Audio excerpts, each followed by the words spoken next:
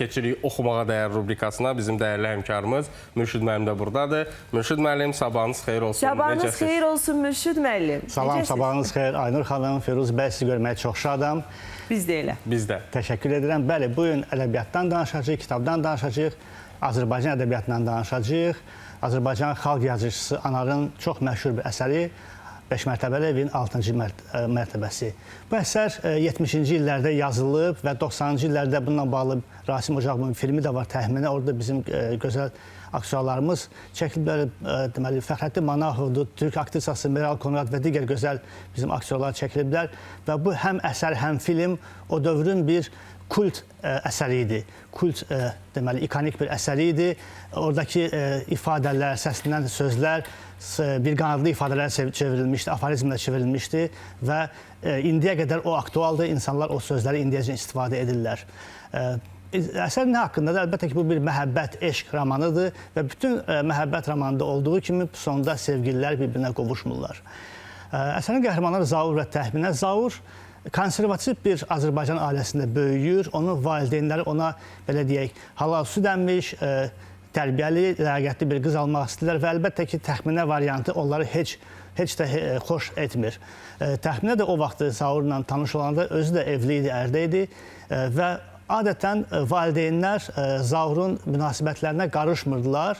Çünki onlar görürdülər ki, bu qısa müddətli münasibətlərdir. Amma Təxminə ilə münasibət başlayanda artıq ana ürəyi bunu hiss elədi və onlar ailəcə bütün əlaqələrini işə salaraq hiss elədilər ki, bu artıq bir ciddi münasibətə oxşuyur və onlara mane olmağa çalışdılar, onları ayırmağa çalışdılar.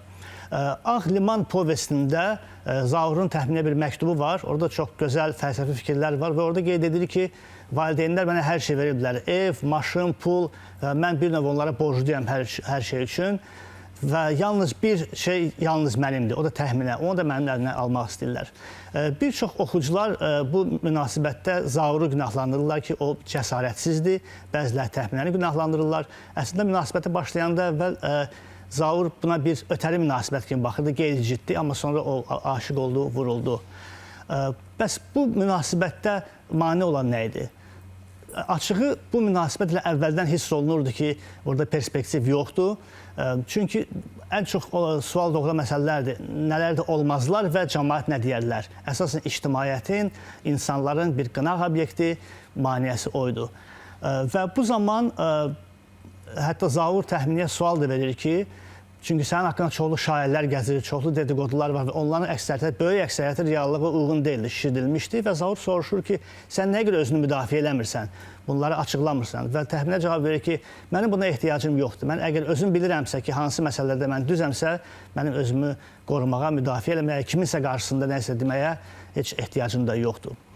Lakin istər-istəməz bütün bu şairlər, dedikodular öz təsirini göstərdi və qısqancılıq, əlbəttə məhəbbət olan yerdə qısqancılıq da var və Zaur Təxminəyə qarşı əlbəttə ki, bir qısqancılıq hissi duyurdu. Əsərin adı da çox maraqlıdır, əlbəttə ki, 5 mərtəbəli 6-cı mərtəbəsi və çox araşdırmaçılar qeyd edirlər ki, həmin mərtəbəyə Təxminə çatdı, amma Zaur çata bilmədi, bəlkə də öz cəsarətsizliyi ucbatından. Və əsərin sonunda çox maraqlı bir məqam var. Artıq Zaur yaşlaşıb və onun bir köhnə iş yoldaşı var, Məmməd Nəsir. Onunla bir yerdə oturub söhbət edirlər və Zaur deyir ki, mən bir qızla rastlaşdım yolda, artıq uzun illər keçib və onu Təxminəyə bənzətdim, onun arxasıca getdim və qız 5 mərtəbəli binaya daxil oldu və liftlə qalxdı və 6-cı mərtəbəyə qalxdı. Və o bir neçə təkrar edir ki, 5 mərtəbəli ev və 6-cı mərtəbəyə qalxdı. Bu necə ola bilər?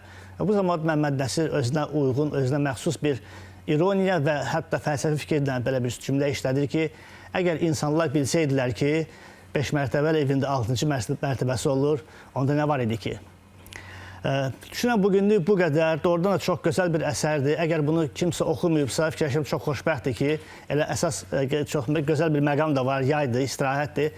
Bu əsəri oxuya bilər, çünki doğrudan da bu əsər, Anarın bu əsəri Azərbaycanın bir klassik əsərinə çevrilmişdi. Burada həm sosial münasibətlər, ailə münasibətləri, sevgili münasibətlər və cəmiyyətin onlara göstərdiyi bir təpkilər var, göstəricilər var və düşünürəm ki, çox maraqlı dialoqlar var və oxuyan peşmə olmaz, oxumağa dəyər bir kitabdır.